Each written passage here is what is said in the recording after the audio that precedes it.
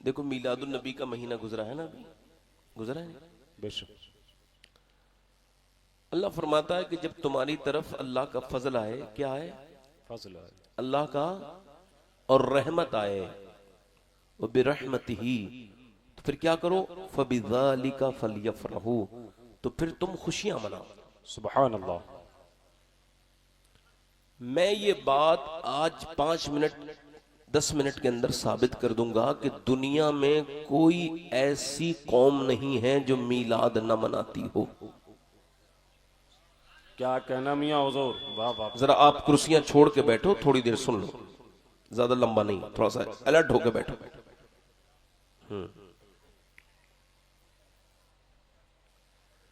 दुनिया में सब मिलाद मनाते हैं, मगर उसका मनाते हैं, मिलाद कहते हैं पैदाइश को।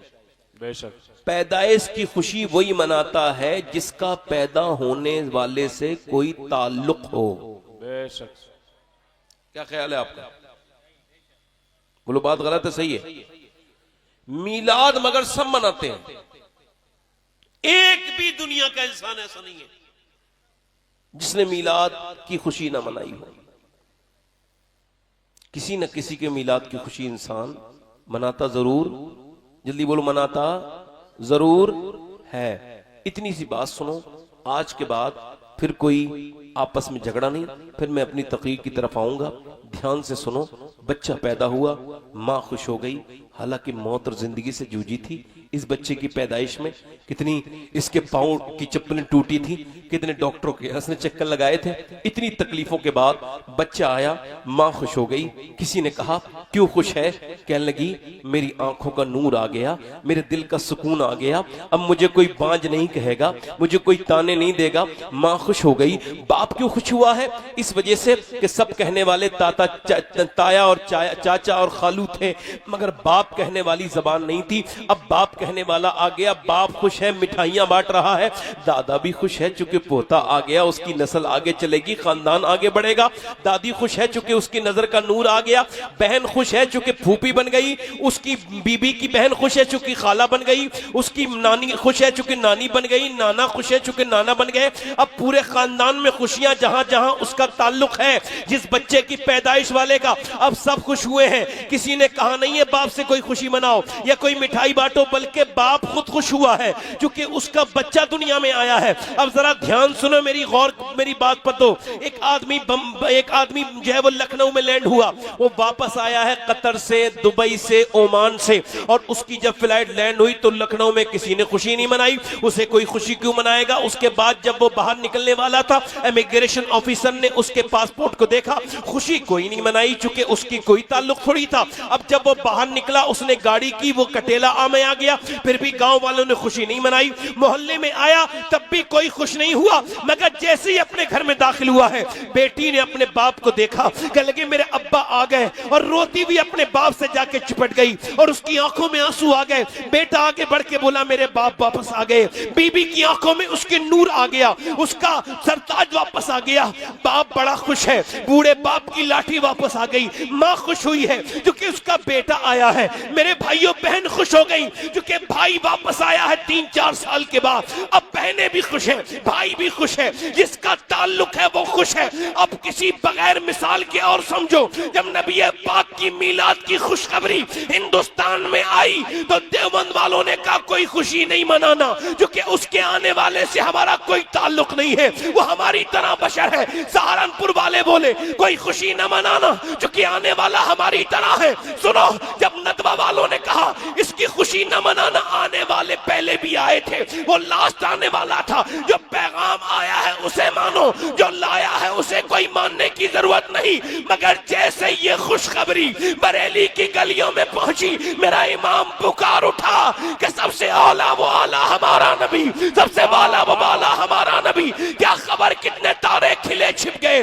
पर न डूबे न डूबा हमारा नबी। सब चमक वाले उजलों में चमका किए, अंधे शीशों में चमका हमारा नबी। जैसे सबका खुदा एक है, ऐसे ही इनका उनका तुम्हारा हमारा नबी। कौन देता है देने को मुंह चाहिए, देने वाला है सच्चा हमारा नबी। वाह, नारे तकबीर, नारे देने वाला है सच्चा, देने वाला है सच्चा हमारा नबी। देने वाला है सच्चा, हमारा नबी। हुजूर आ गए और आज माओ की इज्जतें बढ़ गई। अब मां को नहीं चाहिए कि मां को तो गर्दन में डाल के रस्सी और दफन करके आता था बेटा, और मां को बेच के आता था, बाप के बाद उसके पैसे बनाता था अपनी मां के। वो कौन था जिसने फरमाया ओ मां को बेचने वालों, तुम्हारी मां के कदम के नीचे तुम्हारी जन्नत है। बेशक। आज मां को नहीं कहना चाहिए बेटे। सरकार मेरे आका करीम अगर ना होते तो बेटियों को तो जिंदा दफन करके बाप फख्र करता था। फिर क्या बात हुई कि वही बाप जो बेटी को दफन करके नहीं रोता था, जब विदा कर रहा है तो रो रहा है। क्यों?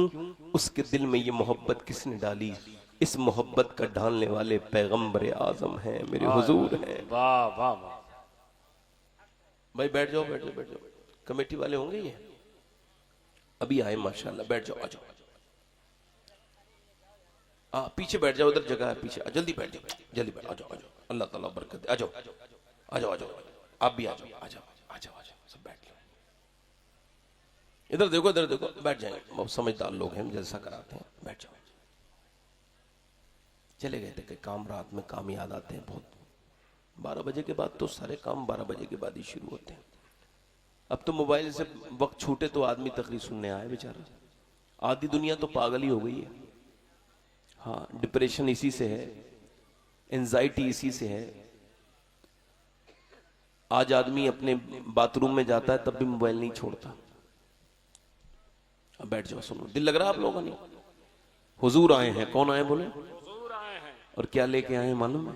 क्या लेके आए? आज वो तो सब खत्म हो गया ना। बस अब तो हम नारे लगाएंगे, बस झगड़ा करेंगे, इधर उधर जाएंगे, झगड़े करेंगे इससे उससे। हुजूर की मानेंगे नहीं, नारे खूब लगाएंगे, नारे लगाएंगे, ये करेंगे, वो करेंगे। और जब हुजूर की बात पे अमल की बात आएगी तो बस कट। बहन के घर नहीं जाना बंद नहीं कर दिया लोगों ने महीने में। बोलो, पहले लोग पाबंदी से जाते थे, तुहारी देते थे, बहन के घर जाते थे, बुला के लाते थे, बहनों की इज्जतें थीं। आज भाइयों के पास, अच्छा सुनो, पहले के खत, अल्लाह अकबर, हमारी मेरे मामू बरेली के थे, मेरी अम्मी बरेली की, और मेरा घर वहां से 100 किलोमीटर दूर। तो उस जमाने में कोई इतनी जल्दी आता जाता नहीं था, तो वो खत भेजते थे। तो वो खत हमने देखा, जब वो पढ़ा जाता था तो पड़ोस में एक बूढ़ी औरत रहती थी, वो भी आके बैठ जाती थी। अब खत पढ़ा जा रहा है, फला कैसे हैं, फला कैसे हैं। अब वो खुश हो गया, अब फला कैसे हैं। वो आज के मोबाइलों में, वो वीडियो कॉल में मोहब्बत नहीं रही जो उस जमाने के खत में थी। अब वो पूछ रहा है, वो बड़े पड़ोस वाले बड़े मियाँ कैसे हैं, और पड़ोस वाली बड़ी बी कैसी है।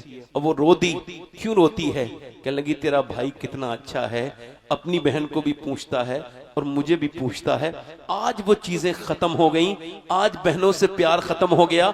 न जाने फेसबुक पे कितने दोस्त तलाश कर रहे हो तुम। ये दोस्ती नहीं है, धोखा है, फ्रॉड है, घटियापन है। मेरे भाई, ये कोई दोस्ती है जब फेसबुक पे तू बर्बाद हो गया। न जाने अननोन दोस्त घूम रहा है। मेरे हिसाब से अगर कोई दोस्ती सबसे बेहतरीन एक मर्द और एक औरत की हो सकती है, और खुदा की कसम वो कोई नाजायज दोस्ती नहीं हो सकती। अगर वो जायज दोस्ती, अगर कोई अच्छी सच्ची दोस्त अपनी हो सकती है औरत, तो वो एक बहन है जो अपने भाई की सच्ची दोस्त बन सकती है। उसके अलावा सारी वाह वाह वाह वाह वाह। क्या कहना मियां हुजूर, वाह वाह वाह वाह वाह वाह वाह। आज बहनों से दोस्ती नहीं है। इससे गम सुना रहा है, उससे गम सुना रहा है, और वो गम तेरा सुनना नहीं चाह रही है। कभी अपनी सच्ची बहन के पास जा और जाके कहना, मेरी बहन मैं बड़ा परेशान हूं, मुझे ये गम है, जरा दुआ कर दे। बिठा लेगी। मैंने बहनों के अंदर जो प्यार देखा, खुदा की कसम नहीं, जरा तवज्जो तो करे। मैं आपसे पूछता हूं, मेरे हुजूर ने फरमाया इस पे तवज्जो तो करो। कभी आपको इस बात पे नारा लगाने का दिल नहीं करता? सोचो तो। मेरे हुजूर ने फरमाया जिसका बाप मर जाए, कौन मर जाए बोलो? बाप। और फिर बहनें बयाने को रह जाएं, शादी को रह जाएं, और उसका भाई फिर मेहनत करे, मजदूरी करे, अपनी बहनों का ख्याल रखे। जब बड़ी हो जाएं तो फिर उनका निकाह कर दे, उनको विदा कर दे। फरमाते अगर ये कुर्बानी वो दे दे, अपनी बहनों को ब्याह दे, तो फिर फरमाते हैं क़यामत के दिन वो मेरे साथ ऐसे जन्नत में जाएगा जैसी मेरी एक उंगली दूसरी उंगली के करीब रहती है। जरा जोर से तो बोलो यार सुभान अल्लाह। तुमने तो बहनों के घर जाना छोड़ दिया। बेटियों कर जाना छोड़ दिया।